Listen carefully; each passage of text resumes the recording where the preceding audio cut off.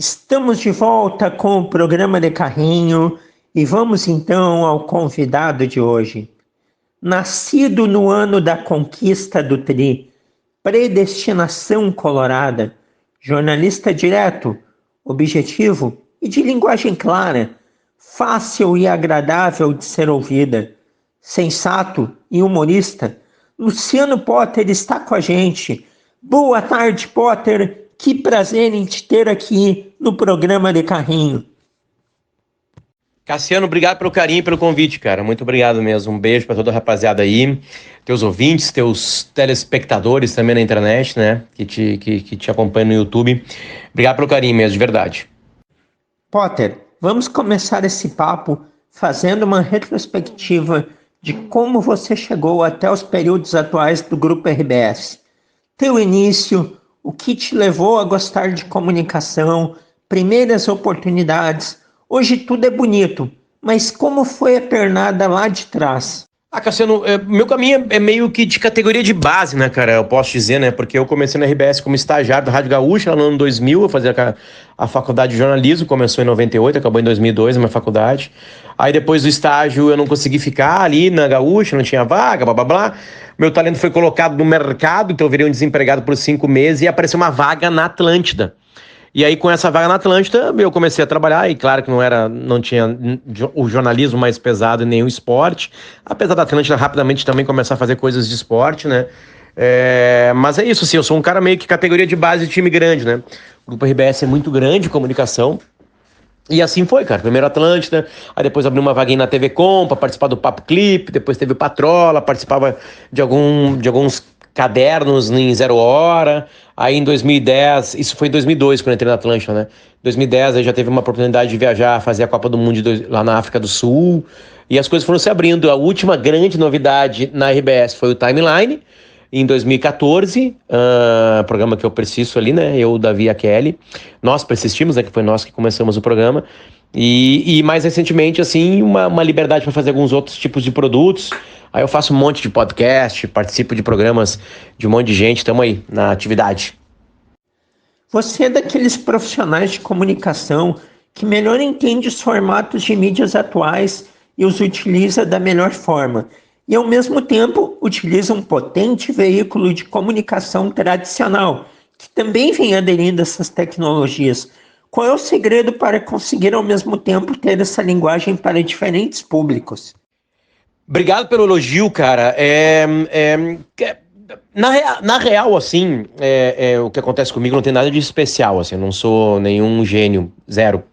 Eu sou absolutamente igual a qualquer pessoa que está nos vendo ou escutando, né? A gente se comporta em ambientes diferentes de maneira diferente.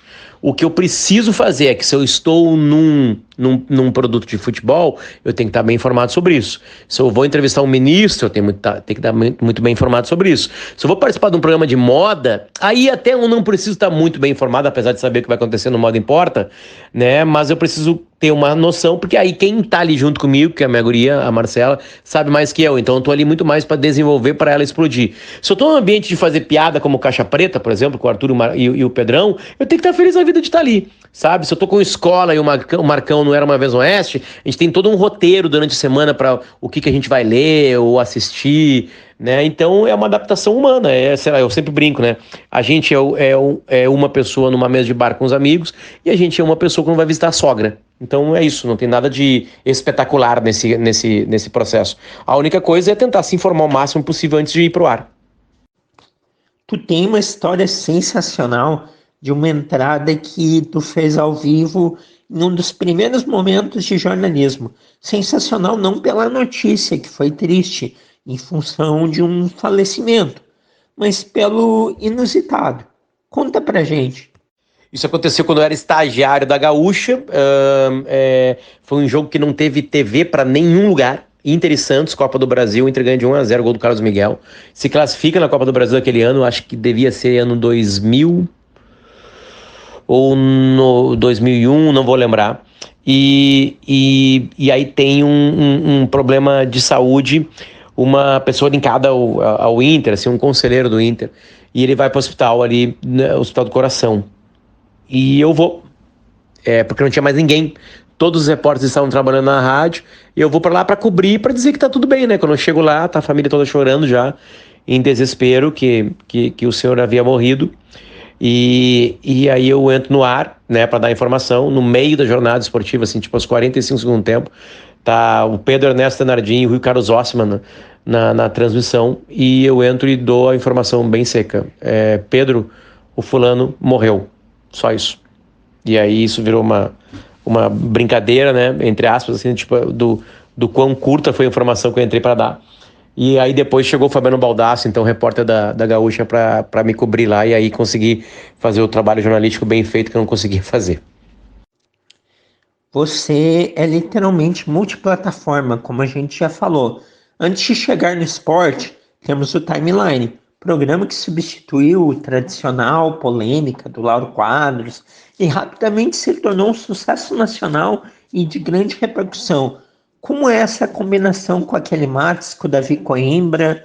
Fala um pouquinho da tua técnica de entrevistador. Como é a preparação para esse programa? Pois é, o Timeline, a fórmula do Timeline é praticamente a mesma forma de outros programas. Claro que ela tem muito mais responsabilidade, porque assuntos mais sérios são colocados ali. Mas como diz o nome do programa, né, ele segue a timeline. Então as entrevistas não são grandiosas sobre a vida da pessoa, são poucas e raras as entrevistas no timeline. Então a gente geralmente tem um assunto para tratar com a pessoa ali, seja qual for a pessoa. Então a gente tem que estar muito por dentro do assunto, entender que o assunto tem muitas vezes muitos lados, né? Ser muito cuidadoso, porque numa entrevista ao vivo todas as sílabas valem. Então uma pergunta mal feita de começo faz com que tu perca o entrevistado, né? É uma coisa assim que também não tem nenhum descobrimento do Brasil, assim, né? Nesse jeito, assim. É um entendimento, uma sensibilidade para entender que é ao vivo, que tudo vale, para se preparar antes, para estar bem informado. E claro que isso às vezes não é respeitado, a gente erra, né? Mas a maior parte das entrevistas do Timeline, elas têm essa característica, elas estão linkadas a um fato que está girando pela timeline, né? E então não tem muito segredo, assim, sabe? É estar muito bem informado sobre aquele processo e tocar ficha. E terminado o Timeline, entramos no esporte. Bola nas costas da Atlântida e o canhão sala de redação da Rádio Gaúcha. Você se caracteriza por ser um colorado identificado, porém de grande imparcialidade nas análises, inclusive, muitas vezes, crítico com o Inter, além de fazer análises muito lúcidas sobre o Grêmio. Em um momento de tanto extremismo, com fanatismos exacerbados, existe cobrança para ser mais fanático pelo Inter e tu sente um grande respeito dos gremistas? É que o que acontece quando a gente trabalha com algo de muita paixão é que a paixão ela tem vários níveis, né? A paixão pode ter amor e pode ter ódio. Então, essa não deve ser uma preocupação em quem trabalha com esporte, assim, sabe? Porque e hoje com redes sociais e com a facilidade que as pessoas têm de chegar em outra pessoa, isso acaba meio que virando um barulho, assim, que não deve afetar, né? Eu não sou um representante do Inter, não sou pago para ser representante do Inter, eu sou representante do que eu penso. E eu sou um colorado, tenho 3 carteirinhas, a minha e dos meus 2 filhos, sou um sócio do Inter, não tenho nenhum envolvimento político com o clube, fui um péssimo conselheiro, tem um texto meu aí na internet chamado O Pior Conselheiro da História. Então, não é uma preocupação assim, agradar. Eu preciso estar bem informado e ter opinião. E no futebol, o futebol é um assunto que todo mundo pode ter uma opinião diferente, né? Então eu tento ali estar mais próximo da verdade, ter muito cuidado de algumas coisas, né? Sempre entendendo que a verdade é uma coisa muito complicada de se alcançar. Então, eu não tenho uma preocupação, assim, com fanatismos exacerbados, como tu disse, sabe? E cobrança de ser mais fanático ou menos fanático. Isso não é uma preocupação mesmo de verdade. Claro que eu tô há 21 anos fazendo algumas coisas. Em esporte, eu comecei no bola em 2006, né? Então, eu lido com isso quase que diariamente. Nas redes sociais, certamente, né? Diuturnamente, a gente lida, né? Todo turno a gente estaria fazendo. Então não é uma preocupação minha, assim, agradar ninguém, sabe? Eu tenho que fazer um bom programa. E os 2 programas permitem que eu seja o que eu sou, assim. Eu gosto de ver o futebol de uma maneira mais leve, né? Isso não quer dizer que eu não possa cobrar alguma coisa, achar uma coisa diferente e falar sério dele. E algo sempre muito triste da gente precisar mencionar é uma coisa que toda pessoa que tem visibilidade, exposição pública, acaba sofrendo, que são os xingamentos nas redes. Como tu convive com isso, Potter? Pois é, né? Xingamento nas redes, né? Quem não é xingado, né? Quem não é xingado? Eu convivo. Tem xingamentos que, obviamente, que tocam em mim mais profundamente, porque desconfiam que eu só penso em alguma coisa porque eu tô ganhando dinheiro de alguém, essas coisas assim, né? Mas, na real, quem xinga na internet é muito mais a pessoa com o seu problema, né? E não a gente. Então, cara, a gente vai aprendendo a conviver assim, né? Não tem ninguém preparado para isso. Tá preparado para isso quem não vai nas redes, né? Quem não tem perfil, aí não vê isso chegar, né? Mas como eu tô ali, eu sou um cara ativo, eu gosto também, porque tem outras coisas legais nas redes, eu posso dizer que eu convivo bem, assim. Algumas coisas me tiram do sério, claro, mas na média geral, assim, a minha nota é bem alta em lidar com isso aí. Vamos dizer que uma nota 8, né? Aí já foi 4, 5, né? Mas o melhor mesmo seria 10. Estamos conversando com Luciano Potter, comunicador, apresentador, jornalista do Grupo RBS, colorado identificado.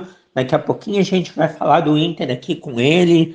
Potter, e teus projetos de podcast, YouTube, fala um pouco deles. É aquele momento que tu coloca tudo que tu gosta em pauta? Bem isso aí, né? Eu faço, tirando os produtos que eu sou, que eu estou dentro da RBS para fazer, e hoje eu faço 3 coisas que eu adoro fazer. Aliás, pouca coisa que eu fazia assim, eu fiz na minha vida assim, não tinha vontade de fazer, né? Isso é uma dádiva na minha vida de trabalho de 21 anos. Né? Então aqueles ali da RBS, todos eles eu aprendo, me dou, né? Hoje são eles o Sala, o Bola e o Timeline. Mas fora assim, eu tento estar em projetos que vão me dar alguma coisa. Ou vão me dar curiosidade, ou vão me dar conhecimento, ou vão me dar risos, que é, por exemplo, o Caixa Preta. Eu meio que resolvo assim a minha vida. Eu uso podcasts ou programas que aí vão para YouTube, vão para Spotify, vão para Orelo, vão para todas essas plataformas. E aí eu faço isso para aprender alguma coisa, né? Para eu ganhar alguma coisa. Isso não é um egoísmo. As pessoas gostam de produtos que quem está fazendo está com tesão de fazer. E como eu achei tesão nessas coisas que eu entrego, então as pessoas acabam gostando de uma maneira bem fluida, assim, porque é assim que é. E quem não gosta, já não gosta. Vai ali, consome uma vez, não gosta e tá tudo certo, entende? Mas é por isso, eu faço praticamente para isso, para eu aprender mais. Como eu disse, não podemos não falar de Inter aqui no programa. Como tu vê o momento atual do Colorado, o que acredita que dá ainda para fazer em 2021? Futebol é muita confiança, né? Muito confiança, né? Um grupo não tão bom assim embala, o Inter com um grupo bem pior do que ou não tão bom quanto o do Flamengo, para ser mais politicamente correto, quase ganha um Brasileirão, entrega na fase final ali, com umas arbitragens meio estranhas. Não tô falando que roubaram, mas, né, o Inter teve azar com elas. Então, precisava isso pro Inter, uma calmaria, né? Mas também não quer dizer que tá tudo certo, né? Defeitos não se corrigem de uma hora para outra, então eu vejo 2021 para uma luta por vaga na Libertadores, assim, né? Porque os melhores times do Brasil estão postos. Nesse ano o Inter não vai conseguir embalar esse monte de vitórias, eu não sei se vai acontecer esse milagre, né? Mas eu acho que é isso, assim, eu acho que o Inter vai lutar por uma Libertadores, até porque pode pintar até um G9, né? Se tiver entre os 6 ou entre os 7, dependendo do jeito que tiver a tabela ali, pode ter brasileiro campeão da América, na Copa do Brasil certamente vai ter alguém ali naquela turma dos 6, né? E mais a Sul-Americana, né, por cima, né? Então, é isso. É isso que eu enxergo pro Inter esse ano. E que horas da tua vida durante um dia tu desliga? Para de trabalhar, sai das redes, relaxa de fato. Boa. Quando eu tô dormindo, né? Quando eu tô com algum dos guris, assim, e quando eu tô vendo uma série, um filme ou lendo alguma coisa. São os momentos que eu consigo me desligar do mundo mesmo, de verdade. Mas mais profundamente mesmo quando eu tô dormindo. Ao longo desse teu período de carreira, Potter, o que tu mais gostou de fazer e o que tu menos gostou? É muito difícil, assim, um jornalista que já teve a oportunidade de trabalhar viajando em grandes eventos não citar isso, né? Então é muito óbvio falar que Copa do Mundo é do caralho de trabalhar. Eu já trabalhei em 3. Olimpíada eu não tive o prazer ainda de estar em loco, né? A do Rio de Janeiro não fui. e as outras também não. Mas ao mesmo tempo na minha vida tem alguns programas muito marcantes, né? O Pretinho Básico, eu adoro fazer, né? Mais um monte de coisa. Agora, se eu for começar a falar. Eu falo Pretinho porque o Pretinho mudou a minha vida, né? Em todos os sentidos.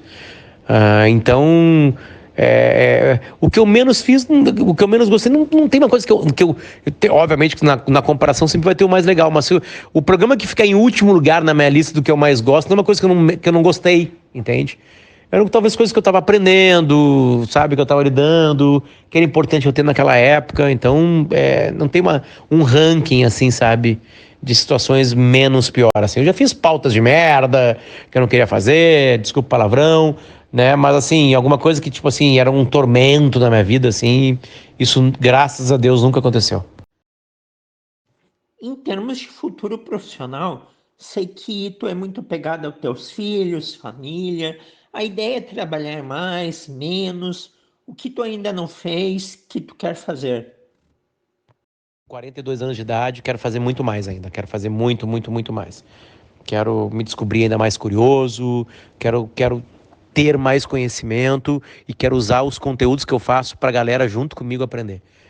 Esse é o meu sonho. Então, eu tô longe de ter alguma coisa. Mas, sim, quero, no meio disso tudo, ter tempinho para meus guris, né? Tá mais próximo deles, certamente, porque vale muito a pena estar próximo deles. Então, é isso, assim, sabe? Resumindo, é bem isso mesmo, né? Família, né? Com a gurizada toda, né? E o trabalho me dando aquilo que o trabalho tem que dar, né? Para quem o faz, né? Tá entregando algo para a sociedade e profundamente algo para mim, me melhorando como ser humano. Então eu tô no meio do caminho ainda. Ou não, talvez não tinha nem chegado ainda nele. Muito bem. Luciano Potter, muito obrigado por ter aceito o nosso convite. Pessoal que está ouvindo adorou. A entrevista vai ficar no canal de Carrinho no YouTube. Pessoal aí vai poder ouvir à vontade. Abração e até uma próxima. Como eu vivo, né, cara, de pedir entrevista para pessoas e elas aceitarem, eu faço dentro do possível, assim, toda a força do mundo para participar de todos os convites que fazem para mim. Então, muito obrigado por essa oportunidade. Um beijo para todo mundo que acompanhou aí, de verdade. Fico muito feliz se tem alguém aí que acompanha alguma coisa que eu faço mesmo, de verdade. Então, um beijo para vocês. Obrigado pela oportunidade de conversar. Até mais e se cuidem. Este foi Luciano Potter, apresentador, comunicador do Grupo RBS, jornalista, grande figura, colorado, mas também muito respeitado entre os gremistas.